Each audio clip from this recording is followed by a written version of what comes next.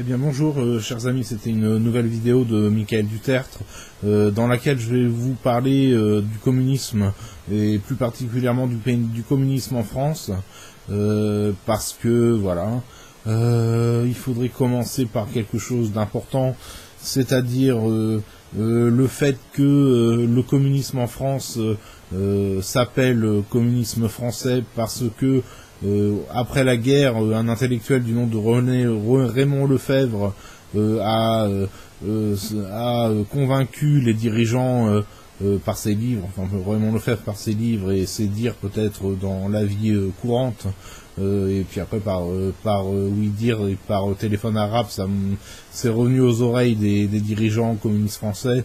Donc ça s'appelle le Parti communiste français depuis l'après-guerre. Bon, c'est une erreur, c'est une grosse faute. Le Parti communiste a toujours été dans les autres pays, en tout cas en France, c'est un peu. Mais un parti internationaliste et solidaire entre les peuples, pour la solidarité entre les peuples, bien sûr, mais enfin voilà, pour l'internationalisme et pour l'internationale ouvrière bon, il faut le dire maintenant, l'internationale des salariés et des travailleurs, voilà, et contre l'exploitation capitaliste et pour une société libre, égale et égalitaire ou égale, et puis contre le racisme, contre la xénophobie. C'est là où il faudrait peut-être creuser du côté du Parti communiste français et faire nouer des relations internationales plus poussées. Bon, ça ne se fait pas vraiment en ce moment, ou ça ne s'est jamais fait au Parti communiste français, et pour cause. C'est un grand regret, c'est un grand hiatus ou un grand manque dans ce parti, dont je fais partie, d'ailleurs je suis militant. Et puis voilà, donc c'est dommageable cette chose qu'en fait on se rend compte que le PCF a été fondé en quelque sorte par un homme de droite. Voilà, Raymond Lefebvre était un homme de droite. Donc voyez un peu les dégâts que cela peut causer, ou voyez que le vice est dans le fruit dès le début, donc mission impossible pour les vrais communistes de s'y retrouver avec ce parti assez lambinant et lambineux et totalement déconnecté de ses militants dès le début, parce qu'un communiste qui se dit français, franchement, c'est pas très glorieux. On est internationaliste, on est pour la révolution, pour la révolution prolétarienne, bien sûr, et puis la révolution des salariés et des travailleurs en premier lieu, mais aussi pour l'éveil intellectuel et bon, je rajouterai autre chose, mais là je ne serai pas dans mon rôle de militant communiste. Donc voilà, le Parti communiste français a été fondé par un homme de droite. Voilà, c'est bizarre à dire, mais c'est la vérité. Alors moi je remonte au Front populaire, hein. Le Front populaire, c'était la plus belle chose qui puisse arriver aux travailleurs depuis Méropé, quoi. Enfin, c'est mon expression, ça, mais depuis longtemps, parce que eux ont su diriger la gauche vers un mouvement dont la base était ouvrière, bien sûr. Et il y a plus beaucoup d'usines en France, hein. Donc là je fais un parallèle avec la modernité. Il y a plus beaucoup d'usines en France, donc je pense pas que ça soit le bon prisme que d'essayer de raviver la flamme ouvrière. On voit que dans ce parti maintenant, c'est un parti d'intellectuels et puis assez mollasson en ce qui concerne la propagande pour les ouvriers, voilà, pour les ouvriers. Et oui, le Front populaire, Jaurès, toutes ces cliques dont on est très fier au Parti communiste, hein, on est très fier d'eux, mais on est très fier, mais on voudrait la même chose maintenant, quoi. Et ça a tendu à être la même chose avec Jean-Luc Mélenchon, dont je reparlerai tout à l'heure. Mais bon, est-ce que c'est suffisant? Est-ce que c'est satisfaisant? Je pense pas. Voilà, donc le Front populaire, on imagine bien Mélenchon dedans, il n'y a pas de souci. Hein. Les socialistes communistes, il y en a toujours eu depuis la création des partis socialistes, depuis l'Internat socialiste, mais ils sont pas très intéressants. Quand on se concentre sur, un rapport avec la modernité encore. Quand on voit Jean-Luc Mélenchon qui s'écharpe avec les médias, la première chose qui me vient à l'esprit, c'est c'est un effort qui est vain et VAIN, quoi. C'est-à-dire que c'est pas comme ça qu'il prendra le pouvoir, mais il faut se les mettre à la botte et non pas se les mettre à dos, quoi. Et voilà, et c'est une suite sans fin. C'est la phrase qu'on peut répéter, que tout le monde connaît, l'adage ne parle pas avec un idiot, sinon il t'entraînera sans nul doute vers l'idiotie plutôt que vers l'intelligence, quoi. Donc c'est l'idiot qui gagne en général tout le temps.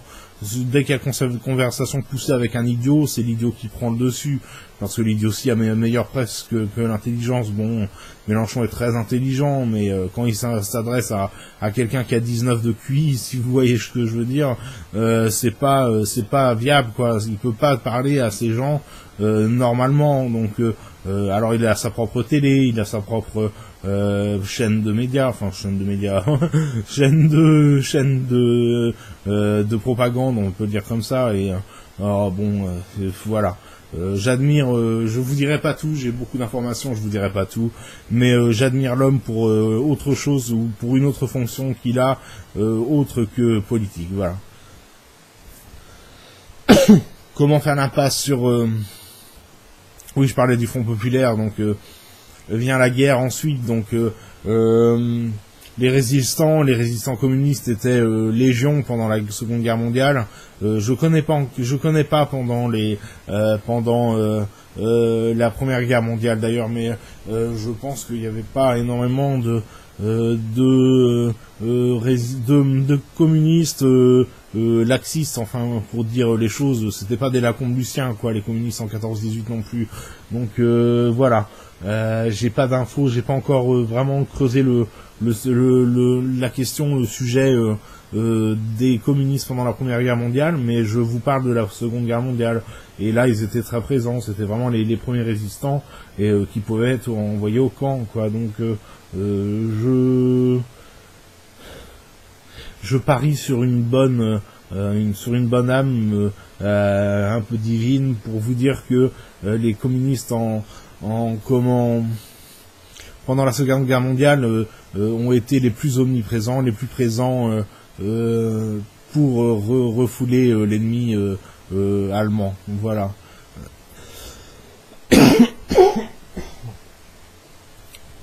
Pardonnez-moi, je bois un petit peu pour reprendre ma voix.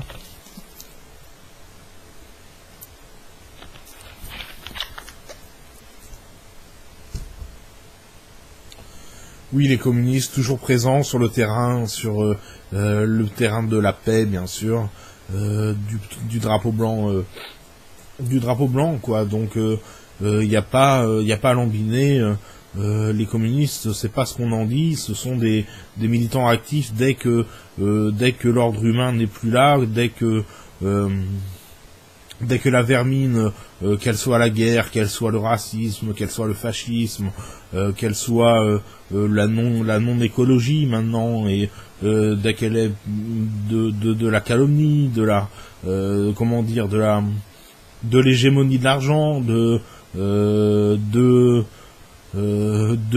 non-égalitarisme entre les sexes, que dès qu'il s'agit de justice, nous étreignons avec Dieu, enfin disons ça comme ça, je dis ça comme ça, mais c'est vrai que nous défendons un idéal qui est fait de liberté et de liberté, de fraternité et de patrie, quoi. Donc la patrie c'est important pour nous, je le dis. Voilà, là je m'exprime pas forcément en tant que PCF, mais la liberté, la patrie, la liberté, oui, on n'en sort pas, et tant mieux, c'est vraiment notre programme, quoi. Donc là je parlerai plutôt en PCMLF, mais je pense que voilà, donc moi je crois en Dieu, donc franchement moi l'athéisme d'État, tout ça, ça me débecte, et si jamais il y avait une, enfin bon, voilà.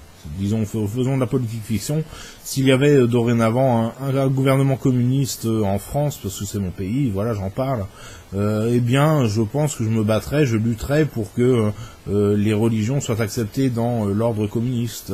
Voilà, je pense que on a fait assez d'erreurs en tant que communiste pour ne pas réitérer cette horreur de l'athéisme d'État, quoi. Alors voilà, cette question en Russie avait passionné les foules, mais après le stalinisme, et ça passionne encore beaucoup de personnes, mais l'athéisme d'État c'était rabrouant bien sûr, mais beaucoup de personnes, beaucoup de Russes ont vécu cet athéisme d'État comme une négation de leur être, hein, vraiment. Ne pas croire en Dieu alors que il y a des mises au goulag, ou alors des décisions arbitraires qui envoient des gens en prison, des proches en prison. C'est vrai, ça se passait comme ça, c'est vrai. Et ouais, voilà, l'athéisme d'État, c'est pas la première chose qui vient à l'esprit quand on pense au communisme, j'espère. Même Fidel Castro n'avait pas grand-chose contre Dieu, je crois, hein. Il n'était pas athée virulent ou militant, hein. Là, c'est vraiment une histoire d'Occident, voilà. Alors, oui, j'en étais aux résistants, et donc à parler du Parti communiste français, ou du Parti communiste, sous l'angle de la résistance. Bon, bah la résistance, c'est toujours, hein, c'est toujours ici et maintenant, quoi. Donc il y a tous les jours des choses à améliorer. Donc il y a toujours utilité du Parti communiste ou des communistes. On n'est pas des objets sociaux non plus, hein. On n'est pas fait pour les manifs tous les jours, mais on est fait pour lutter pour un monde meilleur, voilà. Pour un monde communiste, hein, disons-le. Nous sommes pour les pays communistes, hein. Quand je vois Cuba, j'ai pas peur, moi, je trouve ça très bien, hein. Le travail, l'éducation, la santé, l'ordre, la sympathie, la joie, les cigarettes, la musique, les femmes. Où est le problème? C'est une société géniale, ça. C'est une société dont tout le monde devrait rêver. Ou devrait rêver, non, mais devrait s'enticher, quoi, parce que c'est le bonheur sur Terre, quoi. Donc alors voilà, après je pourrais faire un exemple avec le Vietnam. Bon, on n'en parle pas beaucoup dans les médias parce qu'ils sont un peu neuneux dans les médias, mais le Vietnam sous le communisme, c'est pas l'enfer, quoi. Voilà. Alors eux, ils imaginent la jungle, la forêt vierge, et puis des tortionnaires à tous les coins de rue. C'est pas ça, hein, c'est pas ça, hein. Les communistes vietnamiennes s'en sortent très bien, hein. Ils sont au fait des choses. La technologie est à son plus haut niveau au Vietnam. Il y a la peine de mort pour les scélérats, et tant mieux. Oui, je suis pour la peine de mort, encore une fois, hein. La peine de mort, je crois que c'est utile, et que c'était une erreur de Béotien, de Mitterrand, que d'avoir suspendu la peine de mort, hein. Quand je vois des fournirais, ou des pédophiles, ou des tueurs de jeunes filles, ou même des tueurs de vieilles personnes, ou de personnes, quoi, voilà. Je pense que l'apport de la peine de mort, je pense que c'est de punir comme il se doit les criminels, quoi. Donc voilà. On se demande pourquoi les médias ne font pas campagne pour la peine de mort. On s'en doute un petit peu, parce que je pense qu'il serait pas loin d'y passer, quoi. Donc voilà. Mais voilà, je me prononce pour l'œil pour œil, dent pour dent, après procès. Des criminels, quoi. Mais suivez mon regard. Là, je regarde une télévision qui n'est pas allumée, mais ces gens méritent souffrent autant, hein. Ils sont au milieu de la mafia la plus pernicieuse, quoi. Et voilà, les gens de médias il y aurait un procès des gens de médias, et je crois que ce serait tout à fait comment dirait, ça serait mérité, quoi, tout simplement. Il mérite un procès, voilà. Un procès et une condamnation, parce que, enfin, ça, après, c'est mon avis de citoyen, hein, mais je pense que ces gens sont inutiles et surtout nocifs et néfastes pour la société française, quoi, voilà. Bon, je m'éloigne du sujet encore une fois. Je vous parlais des résistants, ouais, les pauvres résistants de la Deuxième Guerre mondiale. Qu'est-ce qu'il en reste? Bon, bah, ce sont tous des médaillés d'honneur et puis des grands Français. Et puis nous les admirons, nous communistes, je les admire. Moi, en tant que Michael Dutertre, les communistes résistants, ce sont mes héros, tout comme les communistes des autres pays, quoi. Je fais pas une fantaisie ou une féerie des pays communistes autres que la France, quoi. Je suis bien, je vois de mes yeux, quoi, et je sens de mon âme, de mon esprit, donc c'est pas belle lurette et on adore les pays étrangers et je déteste mon pays, hein, c'est pas ça. C'est simplement que nous, en France, on veut l'ordre et la patrie et la liberté, et point barre, quoi. Voilà, on veut avoir de quoi manger, on veut un travail, et on veut que les coupables de la mort de l'âme de milliers de Français depuis quelque temps sur l'échelle de l'histoire, soient sévèrement punis, c'est insupportable, donc voilà, que ces gens, lorsque vous portez plainte contre eux, la plainte est classée. J'ai porté plainte contre X, contre le système médiatique français. J'ai reçu une fin de non-recevoir émanant du tribunal de Créteil. Voilà, ça s'est arrêté là. Voilà, j'avais porté plainte contre eux, plainte contre X. Et donc voilà, peu s'en faut qu'ils soient au-dessus des lois avec leurs petites manières et leur jargon, leur parler toilettes, quoi. Ils parlent comme dans des toilettes publiques, quoi. Voilà, je parle des radios d'État, les radios privées. Bon, il y en a toujours eu depuis un siècle. Bon, ils passent leur pub et puis ils font leur jargonnage ou je sais pas quoi. Enfin, ça m'intéresse pas, mais ils font rire, oui, bon, enfin, oui, si vous rigolez de ça, vous êtes pas mon ami, mais c'est pas très drôle,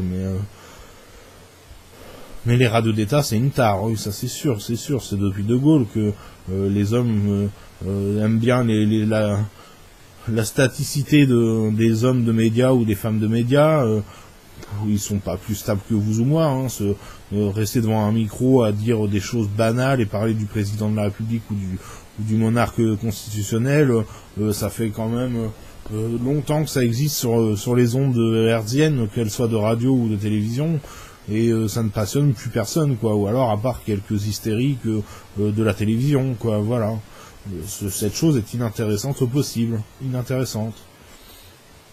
La radio, j'espère que ça sera pas la nouvelle télé, quoi. Je suis attaché à la radio, bon, c'est le fond, hein, bien sûr.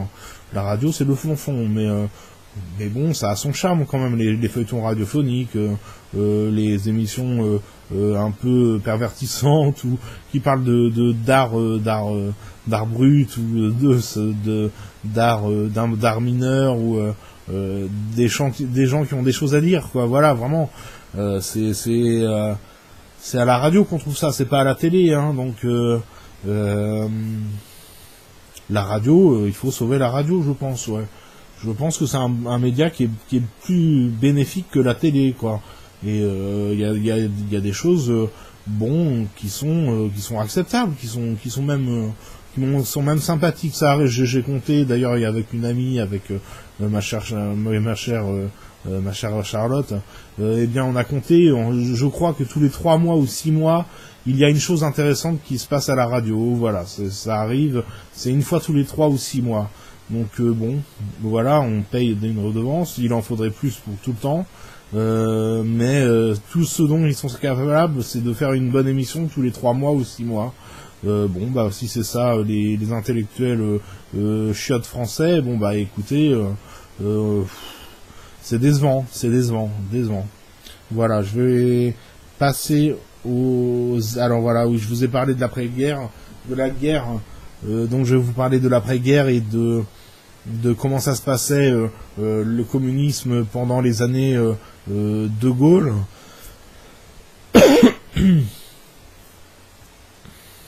Alors les années de Gaulle, on peut pas faire l'impasse sur mai 68, quoi. Bon, qui a été une petite révolution bourgeoise et ratée, mais bon, c'était mieux que 1871, quoi. C'était mieux que la Commune, hein. C'était pas une boucherie déjà. Donc De Gaulle, c'est quand même un petit peu gardé de faire son tiers cette fois, quoi. Donc paix à son âme et tout ça, mais c'est vrai que on se demande un petit peu pourquoi c'est pas revenu mai 68, mai 2018, mai 2008, enfin bref, ou une autre date, hein, on s'en fout. Mais il y avait toutes les raisons pendant Sarkozy de révolution armée, quoi, et bon, ça s'est pas fait. On a préféré le pacifisme, moi et mes camarades, enfin nous et mes camarades, nous et moi, et on a préféré agir pacifiquement.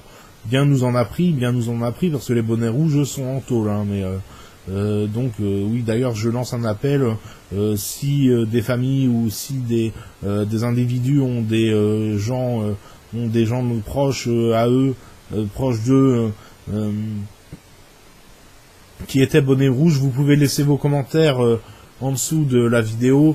Ça me plairait beaucoup de visiter quelqu'un, un bonnet rouge en prison, et lui apporter des cigarettes ou à des livres ou autre, quoi. Donc voilà, je me l'appelle lancer.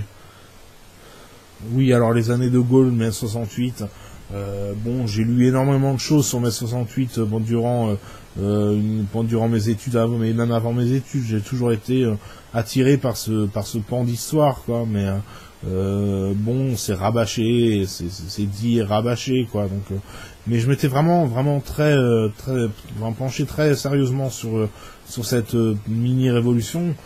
Et franchement, je trouve que ça devait être génial, quoi. Voilà. Je suis militant de gauche, je rêve d'une gauche unie ou disparate, si vous voyez ce que je veux dire, là. Et vraiment, ça devait être génial, mais bon, on pouvait pas refaire ça. Enfin non, je vais pas en rajouter, mais il fallait une coalition de gauche à gauche de la gauche pour réaliser un nouveau mai 68. Et puis quand on a vu que le pouvoir était du côté du fascisme ou de la dictature tout au moins, eh bien on n'a pas pris les armes, quoi. Mais je pense que De Gaulle était plus compréhensif envers la jeunesse de son temps que Sarkozy ne l'était de la jeunesse de son temps, quoi. C'était quand même la dictature. Voilà, c'était la dictature.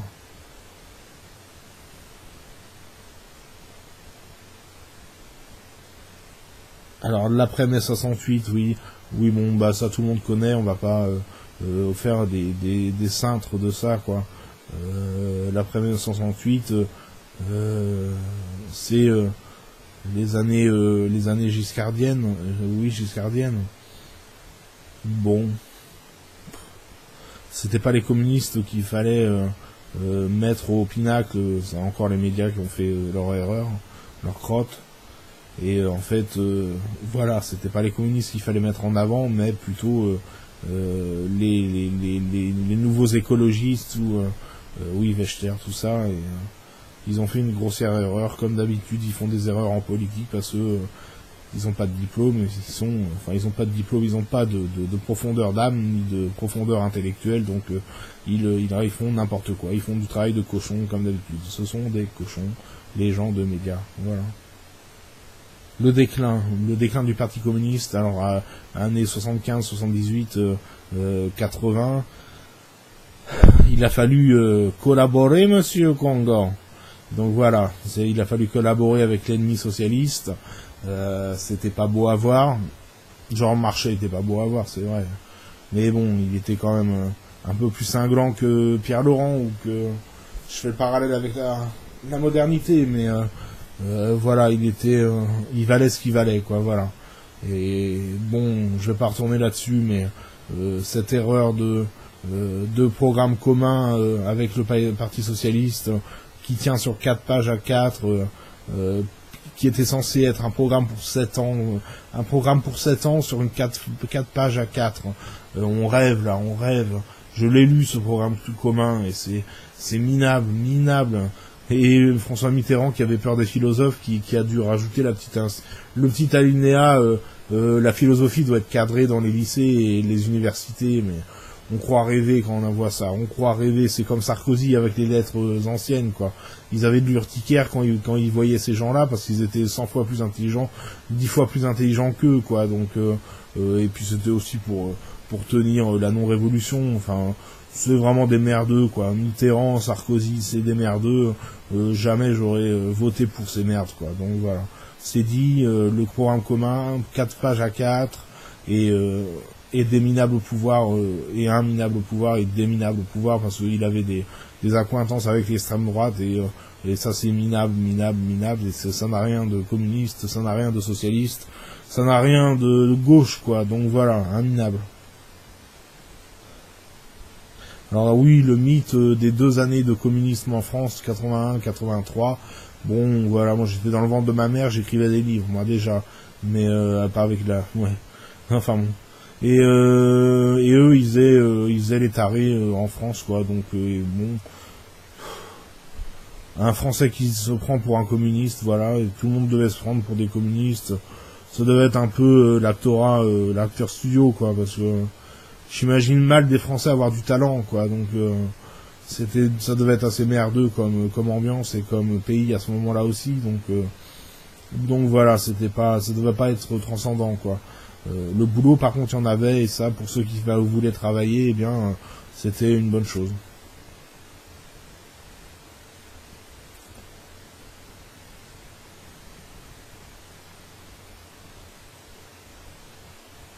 Ouais, la traversée du désert, donc 90, 2007, quoi, 2007, 2005, on va dire, ouais, 90, 2005, 15 ans de traversée du désert, à se demander s'il faut s'allier avec l'extrême gauche, à se demander si avec la chute de l'Union soviétique et de quelques autres pays communistes allait pas tuer le Parti communiste littéralement. Bon, il n'en a rien été. Le Parti communiste vit encore après la défaite de l'URSS. Là, oui, donc, enfin la défaite. Tout communiste sait que son mouvement, le mouvement communiste au pouvoir ne peut pas régner aussi longtemps que là on est en bisbille communisme capitalisme, que ne peut pas vivre autant longtemps que le capitalisme, on le sait parce que les hommes se fatiguent plus vite, parce qu'il y a des rebutades parce que il y a des rebutades contre les dirigeants communistes, c'est là où je veux en venir, c'est que je veux dire. Mais les capitalistes, bon bah ils sont pas si nombreux que ça quand on voit, mais enfin je pourrais vous raconter l'histoire telle qu'elle est, pourquoi pas le faire aujourd'hui d'ailleurs. Bon alors voilà, il y a un diable et qui rapporte de l'argent aux États-Unis simplement par sa simple pensée. Voilà, un diable incarné qui fait apparaître de l'argent pour les Américains, parce que le diable est en ce moment sur le sol américain. Et donc l'argent, tout ça, c'est comme les rotatives avec la presse, quoi. Ça se fait tout seul, et le diable alimente en argent les États-Unis. Donc c'est pour ça qu'ils ont sans fond,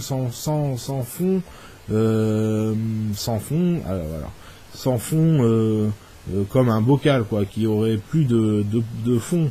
Sans fond, l'argent du diable, quoi. Appelons ça comme ça, l'argent du diable. Et puis ils ont donc une bonne, enfin ils ont l'argent. Ils ont l'argent les Danaïdes, quoi. Voilà, c'est le tonneau des Danaïdes, mais là c'est pas pour remplir de l'eau. Eux, ils ont le tonneau rempli, mais d'argent, et ça s'écoule comme ça. Et puis bon bah pas grand monde ne sait ça, mais c'est la vérité. Donc voilà, un diable incarné qui fait apparaître l'argent pour les États-Unis. Il serait sur le sol français, il le ferait apparaître pour les Français, et il serait en Russie, ça serait pour la Russie. Et bon, il serait dans un autre pays, il serait au Togo, ça serait pour le Togo. Il serait en Niger, ça serait pour le Niger. Il serait en Malaisie, ça serait pour la Malaisie. Il serait en Australie, ça serait pour l'Australie. Enfin, ainsi de suite, quoi. Donc il serait au Vanuatu, et là ça serait pour les Vanuatu. Et voilà, bah, apparemment il se plaît bien aux États-Unis, mais il doit être gardé férocement, parce que c'est lui qui est la manne, la poule aux œufs d'or, quoi, si vous voulez. Et donc voilà, il est protégé par les autorités états-uniennes pour qu'il reste aux États-Unis. Voilà, je sais pas, ça ressemble à un film, pas le film français idiot là, mais ça ressemble à oui, voilà, les Groucho Marx, voilà, bah ça c'est l'éditeur de Groucho Marx. Voilà qu'il y a un diable et puis que l'argent coule à flot là-bas, quoi, aux États-Unis. Voilà. Alors voilà, oui, bah merci patron, quoi, merci Mélenchon de nous avoir permis d'assumer notre politique pendant le front de gauche. Le partenariat a l'air de s'arrêter là, j'espère. Enfin, je suis juste militant. Le partenariat a l'air de se terminer. Et bah voilà, merci patron, au revoir patron, quoi. Voilà, merci pour tout. Mais on veut plus de vous au Parti communiste et on se ralliera pas avec vous. C'est juste mon avis de militant maintenant de la motion orthodoxe du Parti communiste. On veut plus de vous, quoi. Voilà, là, on n'en peut plus de vos manières et de votre non luttance contre les tenants du capitalisme, quoi. Il faut se réorienter, et nous on a toujours les fondamentaux, donc les fondamentaux avec les orthodoxes ça va être ça va être plus dur, plus normal, quoi. Donc voilà, les orthodoxes du parti reprennent les clés du Parti communiste, et c'est tant mieux, quoi. On a vraiment besoin de forces vives.